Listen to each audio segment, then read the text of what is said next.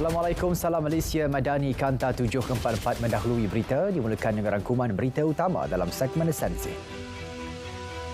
Met Malaysia mengeluarkan amaran hujan lebat berterusan tahap buruk di beberapa kawasan di Kelantan dan Terengganu hingga Rabu ini. Di Kelantan, kawasan terlibat ialah Tumpat, Pasir Mas, Kota Baru, Tanah Merah, Bacok, Macang dan Pasir Putih. Manakala di Terengganu membabitkan Besut, Setiu, Kuala Nerus, Kuala Terengganu dan Marang. Perkembangan banjir di Terengganu setakat pukul 7 malam tadi, jumlah penduduk terjejas meningkat kepada 893 orang daripada 267 keluarga. Mereka ditempatkan di 9 PPS di 3 daerah. Sekretariat Jawatankuasa Pengurusan Bencana Negeri memaklumkan paling ramai terjejas ialah di Kuala Nerus dengan 529 penduduk. Diikuti Kuala Terengganu 354 orang dan selebihnya di Setiu.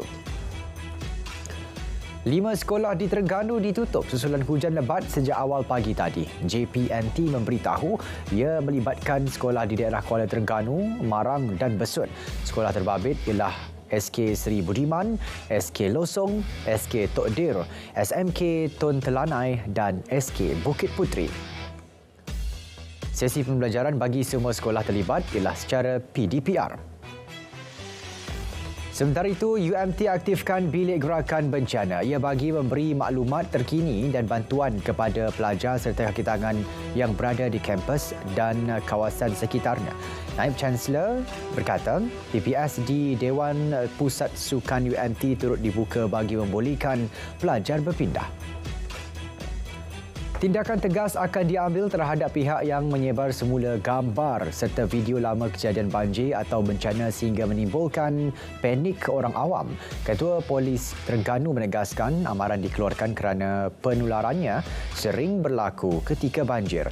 Individu yang lakukan kesalahan boleh didakwa mengikut Seksyen 233 Akta Komunikasi dan Multimedia 1998, denda maksimum RM50,000 atau dipenjara setahun atau kedua-duanya sekali. Susulan musim tengkujuh, golongan nelayan dinasihat buat persiapan awal untuk turun ke laut. Timbalan Ketua Pengarah Pengurusan Jabatan Perikanan Malaysia mengingatkan kelengkapan keselamatan perlu sentiasa dibawa, antaranya alat penyelamatan diri dan pengesan beacon. Dalam hari itu, Maritim Malaysia Negeri Kelantan juga mengingatkan semua komuniti maritim khususnya di Pantai Timur agar tingkatkan tahap waspada. Ia berikutan amaran angin kencang berkelajuan 40 hingga 50 km sejam dengan ketinggian ombak mencecah 3.5 meter. Hujan lebat berterusan dijangka berlaku sehingga Mac tahun depan. Fenomena pasang besar juga diramal sehingga 31 Disember. Situasi ini boleh meningkatkan risiko kepada semua komuniti maritim.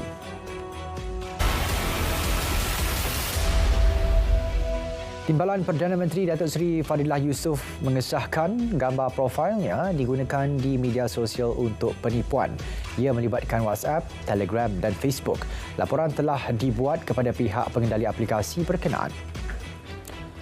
Bekas setiausaha politik kepada Menteri Besar Kedah Muhammad Helmi Abdul Wahab mengaku tidak bersalah di Mahkamah Session atas 2 pertuduhan rasuah. Ia berkaitan projek perlombongan REE di sekitar negeri itu Julai lepas. Bagi pertuduhan pertama, Muhammad Helmi didakwa meminta suapan RM250,000 daripada pengarah syarikat kumpulan perlombongan REE Sendirian Berhad. Dia turut didakwa menerima suapan RM150,000 daripada individu sahabat. Seorang guru madrasah mengaku tidak bersalah di Mahkamah Session Baling atas pertuduhan mencederakan seorang muridnya. Amirul Hakim Johari, 27 tahun, dituduh menyebabkan kecederaan fizikal dan emosi terhadap mangsa yang berusia 8 tahun. Kejadian didakwa berlaku di Madrasah Baitul Taqwa Warahmah di SIK pada 11 November lepas. Tertuduh dibenar diikat jamin RM10,000 dengan seorang penjamin. Seorang rakan kongsi syarikat Foley Petroleum mengaku tidak bersalah di Mahkamah Session Ipoh atas pertuduhan menjual diesel kepada syarikat tidak berlesen tahun lalu. Yip Kian Yu, 54 tahun, didapati menjual 10,920 diesel kepada syarikat K2 Bitumen Sdn Bhd yang tidak mempunyai kelulusan bertulis sah daripada pengawal bekalan. Kesalahan itu dilakukan di Taman Perindustrian Kampung Kepayang, Batu Gajah. 7 lelaki warga Jepun ditahan kerana disyaki terlibat sindiket penipuan panggilan telefon. Pengarah JSJK Bukit Aman berkata tangkapan kesemua suspek itu dibuat selepas menerima laporan daripada Kedutaan Jepun di Malaysia. Modus operandi sindiket itu adalah menyamar sebagai pegawai bank untuk memperdayakan mangsa bahawa akaun mereka mempunyai masalah. Bagi menyelesaikannya, bayaran perlu dibuat ke akaun bank sindiket. Tindakan pantas pegawai bomba bantuan Pasukan Penyelamat dan Keselamatan Air Telaga Air berjaya menyelamatkan seorang nelayan yang dilaporkan karam.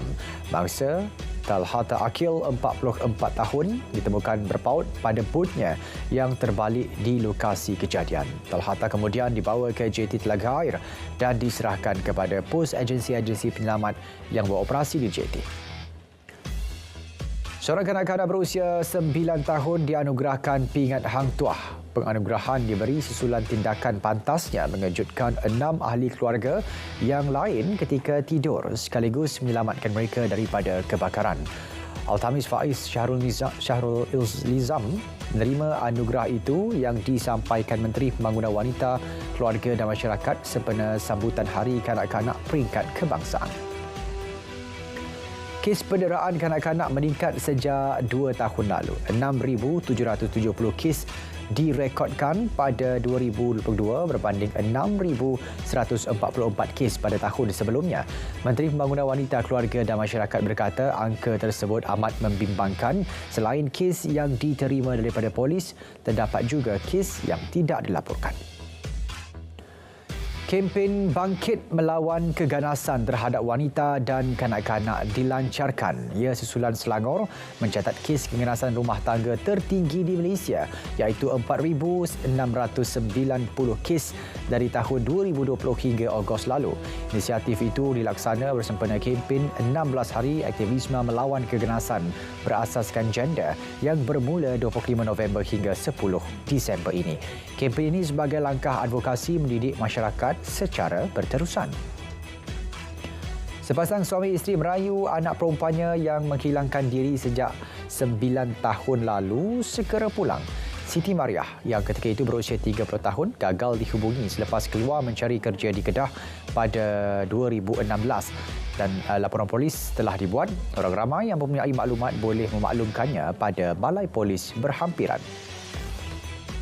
17,300 saringan kesihatan mental telah dilaksana menerusi MyMinda. Menteri Kesihatan berkata ia komponen baru dalam aplikasi MySejahtera yang diperkenal bulan lalu. Pengguna boleh mengakses soalan dan lakukan penilaian status kesihatan mental secara dalam talian. Laluan di persimpangan bertingkat Bandar Bukit Raja Utara ke persimpangan bertingkat Asam Jawa Lebuhraya Pesisiran Pantai Barat WCE akan dibuka kepada pengguna bermula pada 12:01 tengah malam ini. Tol percuma akan diberi kepada pengguna dari Plaza Tol Bandar Bukit Raja Utara ke Plaza Tol Asam Jawa atau kedua-dua arah sehingga 2 Januari tahun depan. Masa perjalanan dari Kapar ke Asam Jawa Ijuk dapat dijimatkan kepada 15 minit berbanding 45 minit sebelum ini. Unicel membelanjakan 23 juta ringgit untuk biasiswa kepada 1,700 pelajar tahun asas di universiti itu sejak 2016 hingga kini. Menteri Besar Selangor berkata inisiatif itu terbukti berjaya kurangkan beban kewangan pelajar yang tidak dapat membayar yuran pengajian. 64% pelajar B40 turut menerima skim biasiswa dan derma siswa. Golongan belia di Melaka disaran lengkapkan diri dengan pelbagai ilmu pengetahuan dan tambah baik kemahiran digital. Ketua Menteri berkata ia bagi mewujudkan pemikiran kritis dalam menguruskan media sosial. Golongan itu juga digalakkan hadir program berkemahiran tinggi untuk tingkatkan kebolehpasaran dan profesionalisme.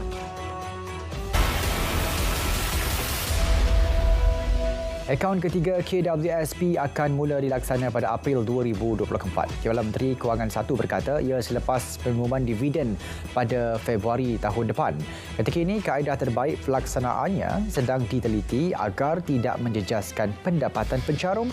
Akaun ketiga diperkenalkan berikutan kerajaan tidak bercadang melaksanakan lagi pengeluaran bersasar dana KWSP. Syarikat induk Malaysia Airlines, Malaysia Aviation Group menerima pesawat pertama Boeing 737-8. Menteri Pengangkutan berkata, pesawat canggih ini akan bantu tingkatkan penerbangan domestik sebelum diperluas ke rangkaian lain di seluruh ASEAN dan Asia. MAG telah memesan 25 pesawat berkenaan menerusi kontrak sewa operasinya dengan Air Lease Corporation ALC. Ia akan dihantar secara berperingkat sehingga tahun 2026. Pusat Memudah Cara Pelaburan Malaysia IMFC diwujudkan sebagai pusat sehenti untuk memudah cara urusan komuniti perniagaan dan pelaburan. MITI memaklumkan IMFC merupakan penambahbaikan kepada pusat khidmat nasihat sedia ada di MIDA. Penubuhannya secara fizikal bertujuan mempercepat pelbagai proses kelulusan dan memberi khidmat rundingan serta nasihat. UMW Group UMW mencatat jualan 44,767 unit kenderaan pada Oktober. Ia berikutan kedua-dua UMW Toyota Motors Sdn Bhd dan syarikat bersekutu UMW Pro 2 terus menyerahkan pesanan tertunggak mereka bulan lepas. Jualan kumpulan automotif itu meningkat 17% kepada 354,505 unit daripada 302,356 unit yang dicatat bagi tempoh sama tahun lepas. Jumlah kematian akibat serangan Israel ke atas Gaza kini mencecah 13,000 orang, termasuk lebih 5,500 kanak-kanak dan 3,500 wanita. Mereka yang cedera pula melebihi 30,000 orang dengan lebih 75% kanak-kanak dan wanita. Angka mereka yang hilang pula melepasi 6,000 orang dengan kebanyakannya dipercayai berada di bawah runtuhan bangunan. Kementerian Kesihatan Palestin menyatakan konflik yang berterusan juga menyebabkan 215 orang maut dan lebih 2,800 orang tercedera di tebing barat. Operasi bersama PBB dan Persatuan Bulan Sabit Merah Palestin berjaya memindahkan 31 bayi pramatang yang ditempatkan dalam inkubator di Hospital Al-Shifa ke Rafah. Ketua Pengarah Hospital Kementerian Kesihatan Palestin berkata, kesemua bayi itu distabilkan di Rafah sebelum dipindahkan ke hospital di Mesir. 8 bayi pramatang maut di Hospital Al-Shifa akibat kekurangan bekalan elektrik dan ubat-ubatan. Jurucakap Kementerian Kesihatan Gaza memberitahu tentera Israel telah mengepung sepenuhnya kompleks perubatan Al-Shifa sejak 10 hari lalu. Ia menjadi sasaran tembakan Israel dan serangan udara sebanyak 12 kali. Mereka juga telah menjalankan operasi mencari di dalam dan merosakkan kompleks perubatan Al-Shifa. Pusat perubatan itu telah menjadi beret tentera dan ramai individu ditahan serta disoal siasat. Menteri Luar China menyatakan dunia perlu bertindak segera untuk menghentikan konflik di Gaza.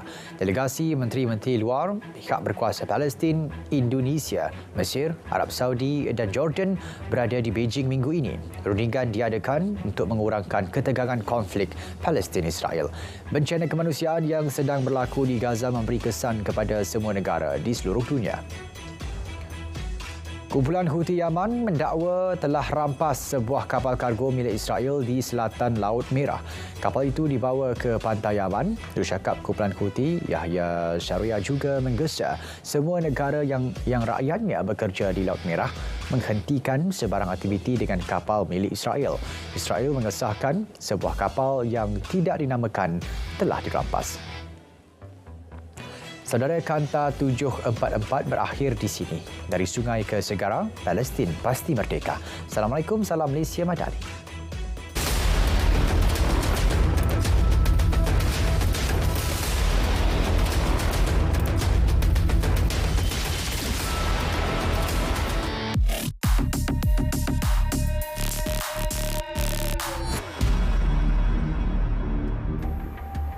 Timbalan Perdana Menteri Datuk Seri Fadilah Yusof kesal apabila menerima laporan terdapat individu cuba melakukan penipuan dengan menggunakan gambar profilnya atas nombor telefon bimbit 011-1404-5313. Beberapa rakannya memaklumkan menerima mesej daripada individu yang menggunakan nombor berkenaan untuk membuka WhatsApp group.